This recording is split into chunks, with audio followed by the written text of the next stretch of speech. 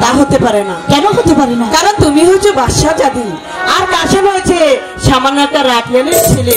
তার সাথে বিবাহ হলে তোমার দুঃখের কোনো শেষ থাকবে না। রাশিদা, হ্যাঁ, আর বাদশার ঘরে বিয়ে হলে তুমি অট্টালিকায় বাস করবে, তুমি কত টাকা পয়সার মালিক হবে, আর কত দাস-দাসী তোমার সেবা যত্ন করবে। চাই না আমি টাকা পয়সা, চাই না আমি লালন কুঠা, চাই না আমি দাসী আরো